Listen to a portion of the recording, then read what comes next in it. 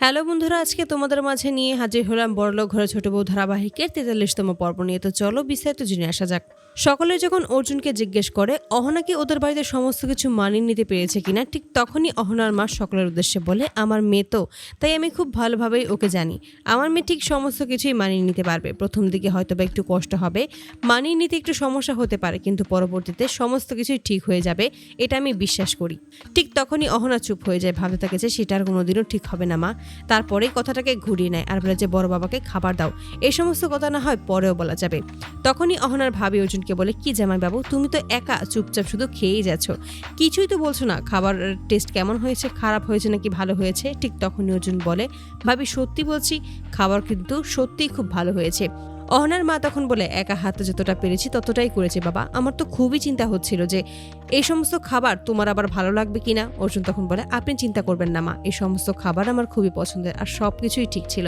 অহনার মা তখন অহনা আর তার ভাবিকে বলে যে তোমরাও বসে পড়ো, দুজনে খেয়ে নাও। ঠিক তখনই অহনার ভাবি বলে যে, আপনি যে কি বলছেন, আমি কি কখনো আমার শাশুড়িকে রেখে একা একা খেয়েছি? ঠিক তখনই অহনা মনে মনে বলে, বাহ ভাবি, তুমি তো খুব ভালোই অভিনয় করছো। সব সময় তো দেখি তুমি বড় মার আগেই খেয়ে নাও, আর আজকে এখন সকলের সামনে তুমি এমনভাবে বলছো যেন এরকম কোনো কাজ তুমি কখনোই করোনি, তুমি সবসময় বড় মার পাশেই বসে খেয়েছো। অপরদিকে অর্জুনকে তখন অহনার মা খাবার উঠিয়ে দেয় আর তখনই বলে যে, এটা তুমি তোমার বাড়ি মনে করেই খেতে পারো, এখানে তোমার কোনো সমস্যা হবে না, তুমি কিন্তু ইতস্তবোধ করবে না এখানে খাওয়ার জন্য। অহনার বড় মা তখন বলে যে, কি যে বলছো, তোমাদের এই বয়সে ছেলেরা কেজি কেজি মাংস খেতে পারে, আর তুমি কিনা বলছো তুমি আর খেতে পারবে না, এটা হয় নাকি? অর্জুন তখন বলে, সত্যিই বলছি বড় মা, আমি আর খেতে পারবো না, আমার এতটুকুতেই হয়ে যাবে। তবে আপনাদের রান্নাটা কিন্তু সত্যিই খুবই মজা ছিল। ঠিক তখনই অহনার মা ইলিশ মাছের কথা বলে আর তখনই অহনা বলে যে ও কাঁটাযুক্ত মাছ খেতে পারে না। তখনই অর্জুন বলে, মা যদি আমাকে কেউ কাঁটা ছাড়িয়ে মাছ দেয় তাহলে কিন্তু আমি সেটা খেতে পারি। তখনই ভাবি বলে যে, ও জামাইবাবু, তাহলে তো তুমি এটাই বলতে চাইছো তোমার বউ যেন এটা করে, তাহলে বলেই দাও না যে তোমাকে যেন মাছের কাঁটা বেছে দেয় এবং তোমাকে খাইয়ে দেয়, এতে করেই তারা দুজনেই লজ্জায় পড়ে যায়। মিটিমিটি হাসতে থাকে অর্জুন, সে কিছুই বলে না। তারপরে অহনার মা মাছ উঠিয়ে দেয় এবং অহনা নিজেই ওই মাছের সমস্ত কাঁটা আলাদা করে অর্জুনকে মাছ খেতে দেয়। তারপরে অহনা ছুটে চলে আসে পায়েলের ঠাম্মির কাছে। ঠিক তখনই ঠাম্মি বলে যে, আমি শুনেছি তুই এসেছিস, আর তখনই আমি বলেছি যে তুই যখনই শুনবি আমার কথা ঠিক তখনই আমার কাছে ছুটে চলে আসবি, কারণ তুই তো এমনই। তুই যখন এখানে থাকতিস, কলেজে যেতিস, কলেজ থেকে আসার পর কত খেয়াল রাখতিস আমার কত যত্ন করতিস, আমাকে কখনো কোনো ওষুধ খেতে হবে সেই সমস্ত কিছু তো তুই আমাকে দিয়ে দিতিস, আমার সমস্ত কিছুর খেয়াল রাখতিস। এখন তুই চলে যাওয়ার পর আর কেউই আমার সেরকম খেয়াল রাখতে পারে না। এখন তুই বল তোর শ্বশুরবাড়ির সম্পর্কে। ঠিক তখনই অহনা বলে, কি বলবো আমি? ঠাম্মি তখন বলে, আমরা সবাই তোকে কত ভালোবাসি, আর ওই বাড়ির লোকেরা তো তোকে অনেক বেশি ভালোবাসবে, তুই এমনই একটা মেয়ে, তোকে ভালো না বেশি কেউ থাকতে পারে না। ঠিক তখনই অহনার মনে পড়ে যায় তার শাশুড়ি মা তাকে কিভাবে বলেছিল যে তাকে ওই বাড়ি ছেড়ে চলে আসতে, কিভাবে অর্জুনকে বলেছিল ওকে এই বাড়ি ছেড়ে ওই বাড়িতে গিয়ে দিয়ে আসতে। ঠিক তখনই মন খারাপ করে আর তখনই পায়েল জিজ্ঞেস করে, তুই এখানে কতদিন আছিস? ঠিক তখনই অহনা বলে, আমি জানি না, তবে হয়তো সারা জীবনের জন্য এখানে থাকতে হবে। তখনই ঠাম্মি বলেছে, একদম চুপ, এই সমস্ত কথা কখনোই বলতে হয় না। তোর নতুন বিয়ে হয়েছে, আর নতুন বিয়ে হওয়ার পরে কি এই সমস্ত কেউ কথা বলে? তুই এই বাড়িতে এসেছিস, এখন হাসি খুশি থাকবি, আর ওই বাড়িতে গিয়েও সকলের সাথে হাসি খুশি ভাবে মিলেমিশে থাকবি, দেখিস তুই খুব খুশিতে থাকতে পারবি বাকিটা জীবন। ঠিক তখনই অহনা বলে ওঠে, ঠাম্মি, আমি তোমার কাছ থেকে কোনো কিছুই কোনোদিনও লুকোইনি, আর আজকেও আমি লুকোতে পারবো না, তাই তোমাকে আমি সমস্ত কিছুই বলে ফেলছি। তোমার কাছেই তো আমি সমস্ত কিছু শেয়ার করি। সত্যি বলছি, আমি নিজেও জানি না যে আমি ওই বাড়িতে আর কোনোদিনও ফিরে যেতে পারবো কিনা। ঠাম্মি তখন বলে, তুই নিশ্চয়ই কিছুদিনের জন্য শ্বশুরবাড়ি থেকে ছুটি নিয়ে এসেছিস, তাই না? মনে মনে তখন অহনা বলে, কিছুদিন নয় ঠাম্মি, সারা জীবনের জন্য, কিন্তু এটা যে তোমাদেরকে এখনই আমি বলতে পারবো না, এটা তোমাদেরকে ধীরে ধীরে আমি জানিয়ে দেবো। অপরদিকে অর্জুন তখন অহনার মায়ের কাছে এসে বলে, মা, অহনা কোথায়? আমাকে তো বেরিয়ে যেতে হবে। ঠিক তখনই অহনার মা বলেছে, আসলে অহনা ওর বন্ধু পায়েলের সাথে ওদের বাড়িতে গিয়েছে, তুমি কিন্তু ওকে ভুল বুঝো না, আসলে পায়েলের ঠাম্মি খুবই অসুস্থ, তাই ওনাকে দেখতে গেছে। আসলে অহনাই তো ওনাকে সময় মতো খাবার খাওয়াতো, সময় মতো ওষুধ দিত, ওনার যত্ন করতো, তাই ওর জন্য ওর প্রতি অনেক ভালোবাসা আছে, তো তার জন্য সেই কথা শুনে চলে গেছে। আর যখনই অহনা শুনতে পেয়েছে যে ওর ঠাম্মি অসুস্থ, তাই নিজেকে আর ধরে রাখতে পারেনি, ছুটে চলে গেছে সেখানে তার ঠাম্মিকে দেখার জন্য। অর্জুন তখন বলে, অহনা কি সবসময় ঠিকঠাক ভাবেই ওষুধ দিত নাকি? মানে এমন কোনো কখনো হয়নি তো যে ও ভুল কোনো ওষুধ দিয়ে ফেলেছে? ঠিক তখনই অহনার মা বলে যে সেরকমটা কখনোই হয়নি। শুধু পায়েলের দাদি বলেই নয়, এই মহল্লায় যদি কোনো ছোট বড় কেউ কষ্ট পেত, আঘাত পেত, সব সময় প্রথমেই অহনাই ছুটে যেত ওদেরকে সেবা করার জন্য। আর আসলে আমার হাজব্যান্ডও ঠিক এরকমটাই ছিল তো। আর অহনা সেই থেকে এই সমস্ত কিছু শিখে ফেলেছে, তার জন্য ও সবাইকেই আপন করে নিতে শিখেছে। ও হয়তো বা মুখের ওপর সমস্ত সত্যি কথা বলে দেয়, কিন্তু ওর মনটা সত্যিই খুব ভালো। অহনার মা তখন চলে যায়। অর্জুন তখন মনে মনে ভাবে যে এই মেয়েটা কি সত্যিই আমার মাকে ভুল ওষুধ দিয়েছিল? যদি সত্যিই না হয়ে থাকে তাহলে তো আমরা অহনার সাথে খুব বড় অন্যায় করে ফেলছি, কিন্তু এটা হতে দেওয়া যাবে না। কিন্তু ওই ওষুধটা কিভাবে মায়ের ঘরে পৌঁছে গেল সেটাই তো আমি বুঝতে পারছি না। কিন্তু আমি খুব ভালোভাবে জানি যে অহনা নির্দোষ, কিন্তু আমি তো কিছুই করতে পারছি না। যেভাবেই হোক আমাকে কিছু একটা করতেই হবে। আমি কিভাবেই বা থাকবো অহনাকে ছাড়া? অপরদিকে পায়েল তখন অহনাকে বলে, তুই যখন চলে গেলি তখন আমি পুরো একা হয়ে পড়েছিলাম রে। আর যেহেতু তুই এখন এখানে আছিস, আমি কিন্তু রোজ তোর কাছে যাব, আর তুইও কিন্তু এখানেই আসবি। ঠিক তখনই অহনা বলে, অবশ্যই আমি প্রতিদিনই এখানে আসবো। ঠাম্মি তখন অহনাকে বলে, তোর শ্বশুর বাড়ির লোকেরা আসলে ভাগ্য আছে বলতে হবে, তোর মতো একটা মেয়েকে ওই বাড়ির বউ হিসেবে ওরা পেয়েছে। ঠিক তখনই ঠাম্মি বলে যে, তুই যে এখানে এসেছিস তোর হাজব্যান্ড আবার তোকে খুঁজে বেরোবে না তো, আবার রাগ করবে না তো? ঠিক তখনই অহনা বলে যে, না, ও কখনোই এরকম বিষয়ে রাগ করবে না। তারপরেই ঠাম্মির কাছ থেকে বিদায় নিয়ে অহনা চলে আসে বাড়িতে। সেখানে আসার পর অর্জুনকে বারবার করে অহনার মা রিকোয়েস্ট করে যেন আজকের রাতটা এখানেই থাকে, কিন্তু অহনাও অর্জুনের সাথেই বলতে থাকে যে আজকের রাত ওনাকে এখানে থাকতে হবে না।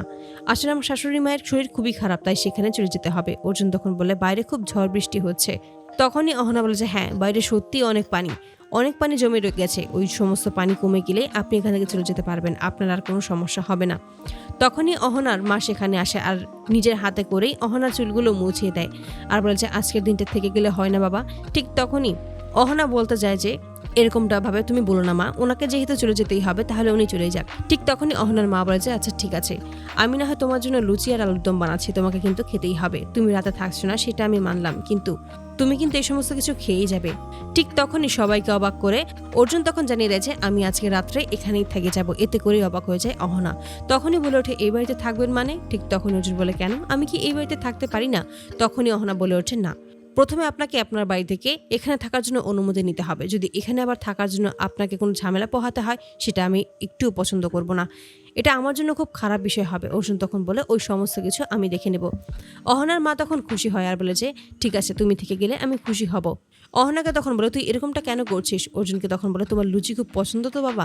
ঠিক তখন অর্জুন বলে, হ্যাঁ মা, আমার সত্যিই খুব পছন্দ, তবে মা আপনি যদি ভালোবেসে গরম গরম আমাকে খাওয়ান আমি কিন্তু অনেকগুলো খেতে পারবো। তখনই অহনা তার মাকে আটকায় আর বলছে, মা, আমি সমস্ত কিছু জানি, তুমি আমাকে সত্যি করে বলো তো, এই সমস্ত কিছু করার জন্য তুমি কত টাকা ধার করেছো? অহনার মা তখন বলে, এই সমস্ত কি কথা হচ্ছে, এখনই কি এই সমস্ত কথা বলতে হবে? তখনই অহনা বলে যে, তুমি কেন বুঝতে পারছো না মা, ওনারা সমস্ত কিছু জানে আমাদের ব্যাপারে। তোমার কোনো ইনকাম নেই আর বাবাও নেই, তুমি এখানে থাকছো অন্যের দয়ায়, আর তারপরে এতগুলো টাকা তোমার খরচ করার কি দরকার ছিল? ধার করার কি খুব প্রয়োজন ছিল? অহনাকে তখন সাইডে নিয়ে তার মা বলে যে, তুই যে এভাবে ওর সামনে বলছিস, ও তো তাহলে কিছুই খাবে না। অহনা তখন বলে, সেটা পরে দেখা যাবে, কিন্তু তুমি বলো যে তুমি এর সমস্ত কাজ কেন করেছো? অপরদিকে দেখা যায় অর্জুনের মাকে পল্টু এসে বলে যে, বড় মামি তুমি কোনো চিন্তাই করবে না, আমি পুলিশকে সমস্ত কিছু জানিয়ে দিয়েছি, এবার ওই মেয়ের একটা ঠিক বিচার হবে, এবার ওই মেয়ে ঠিক শাস্তি পাবে। তখনই অর্জুনের মা বলে যে, ছোট কোথায়? ঠিক তখনই পল্টু বলে যে, ও তো বলেছিল ওই মেয়েটাকে ওই বাড়িতে ছেড়ে অফিসে চলে যাবে, নিশ্চয়ই ঝড় বৃষ্টির জন্য আটকে গেছে, তুমি চিন্তা করো না, ও নিশ্চয়ই ফিরে আসবে। তখনই পল্টু বলে যে, এখানে পুলিশ আসবে তদন্ত করার জন্য। আর তখনই অর্জুনের মা বলে যে, বেশ, তাহলে তাড়াতাড়ি পুলিশকে আসতে বল। অপরদিকে এই কথা শুনে তিন ভাবি অবাক হয়ে যায়, ভাবতে থাকে যে অহনাটা করতে পারে না, এটা তো আমরা সবাই বুঝতে পারছি।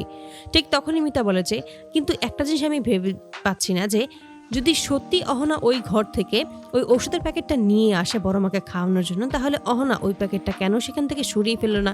কেন সেই প্যাকেটটা সেখানেই রেখে দিল? ঠিক তখনই সেই সমস্ত কথা শুনে অর্জুনের মা বলে ওঠে যে, কি করছো তোমরা ওখানে তিনজন? একজনকে তো এই বাড়ি ছেড়ে চলে যেতেই হয়েছে, তারপর কি তোমরা আরো একজন চলে যেতে চাইছো? 2 নম্বর যে কার পালা আসবে সেটা কিন্তু তোমরা কেউ জানতে পারবে না। অপরদিকে অহনার মাকে অর্জুন বলে, মা আপনি কোনো চিন্তা করবেন না, আপনি লুচি আর আলুর দম বানান, আমি পেট ভরে খাবো। এই সমস্ত কথা শুনেই খুশি হয়ে যায় অহনার মা। সেখান থেকে চলে গেলেই অর্জুন অহনার কাছে আসার বলছে, আমি এই বাড়িতে থাকলে কি সমস্যা?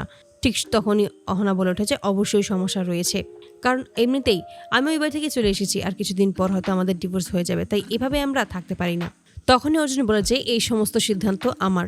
অহনা বলে, বৃষ্টি কমলে আপনি এখান থেকে চলে যেতে পারবেন, এখানে আপনার রাত থাকার কোনো প্রয়োজন নেই, আপনি শুধু শুধু বাড়িতে ঝামেলা তৈরি করবেন। অর্জুন তখন বলে, তুমি তো বলে দিয়েছো ওই পরিবারের সাথে তোমার কোনো সম্পর্ক নেই, তাহলে এত কেন ভাবছো? আমি তো বললাম আমি সমস্ত কিছু হ্যান্ডেল করে নেব। অহনা তখন জানিয়ে দেয়, এটা আপনাদের বাড়ি নয় যে এখানে 2টো বিছানা থাকবে, এখানে একটি বিছানা রয়েছে, আর যেখানে আমাদের কোনো সম্পর্কই নেই সেখানে আমরা কিভাবে এই বিছানা শেয়ার করে থাকবো? অর্জুন তখন জানায় যে তোমার কেন এটা মনে হচ্ছে যে আমাদের সম্পর্ক শেষ হয়ে গেছে। অহনা তখন বলে আপনি আমাকে এই বাড়িতে সারা জীবনের জন্য ছেড়ে চলে যাচ্ছেন আর আপনি বলছেন আমাদের সম্পর্ক এখনো রয়েছে, এটা কোনোভাবেই হতে পারে না। অর্জুন তখন বলে আমি শুধু তোমাকে এই বাড়িতে রাখতে এসেছি কিছুদিনের জন্য, আমাদের সম্পর্ক তো শেষ করতে আসেনি অহনা। ঠিক তখনই অহনা বলেছি এখানে আমাকে ছেড়ে যাওয়া মানেই আমাদের এই সম্পর্কটাও শেষ হয়ে যাওয়া। তো বন্ধুরা তোমাদের কি মনে হয় পরবর্তীতে কি ঘটতে চলেছে? সত্যিই কি এবার অহনাকে ওই বাড়িতে ছেড়েই চলে আসবে অর্জুন, নাকি এবার সাহস করে নিজের মায়ের বিরুদ্ধে গিয়ে নিজের ভালোবাসার মানুষটিকে আবারও তার সাথে করে ওই বাড়িতে নিয়ে যাবে? অবশ্যই তোমরা তোমাদের মতামত কমেন্ট বক্সে জানাতে ভুলবে না। ধন্যবাদ।